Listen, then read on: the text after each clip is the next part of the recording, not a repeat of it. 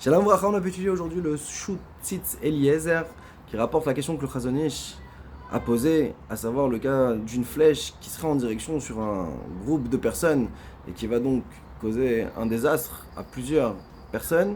Est-ce qu'on aurait le droit de venir et de dévier cette flèche-là dans une autre direction, sachant que ça va tuer seulement une seule personne? Sur ça, le Chazon Ish avait voulu répondre qu'au départ, cette action-là qu'il est en train de faire en déviant la flèche, c'est une peoula de Hatsala, c'est une action de sauvetage.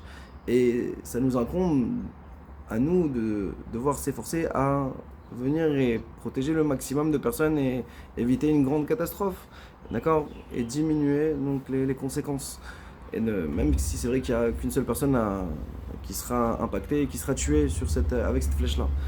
Et il voulait dire que son impulsion ici, étant donné que c'est une action de sauvetage, c'est pas comme le cas de venir et de dénoncer un juif. Donc on n'est pas dans le cadre du Issour. Mais après, par la suite, le Chazon Ish revient sur cette façon de penser en disant que, étant donné qu'ici, il agit avec ce qu'on appelle Beyadaim de façon active, donc en fin de compte, il est en train de commettre un meurtre finalement. Et ça, on n'a jamais vu que c'était autorisé. Et donc il est resté Bet, Sarich, Youn, il est resté en Safek.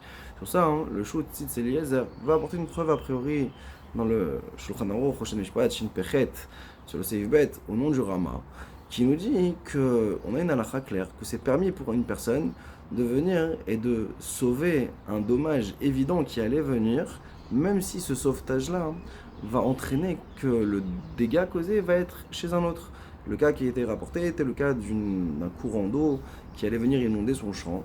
Il pouvait venir et orienter une autre trajectoire, le courant d'eau, même si inéluctablement ça allait causer un dommage chez le voisin. Ça, on dit que c'est permis. Donc, a priori, on pourrait dire la même chose. Si on peut sauver notre vie, c'est juste Begrama, c'est juste de façon indirecte, alors peut-être que c'est aussi autorisé, au même titre que ça a été dans le cas des Nézikines. Sur ça, il répond qu'on ne peut pas généraliser de là-bas, pour la raison simple et évidente que Grama Benezikin, c'est bien entendu beaucoup plus léger que dans Dîner Nefashot. Ici, c'est un cas d'argent, de mammon. Ici, c'est un cas de vie. Donc, on ne pourrait pas transposer.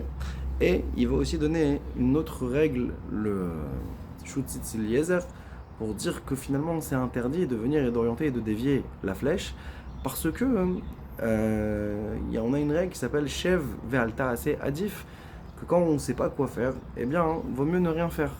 Et au moins, on ne pourra pas nous reprendre et nous en vouloir. Et il donne la svara, bien entendu, de Maïchazid, Edama, Shelze, Soumaktfe. D'après la logique, qu'est-ce qui te fait dire que ce sang-là, il est plus rouge l'un que l'autre, sous-entendu qu'on ne peut pas prioriser la vie d'une personne par rapport à une autre. Et donc, il rapporte également le Rabbeinu Yonah qu'on n'aurait le droit de faire aucune action qui pourrait exprimer le fait qu'on a été actif finalement dans le meurtre. Zakbor.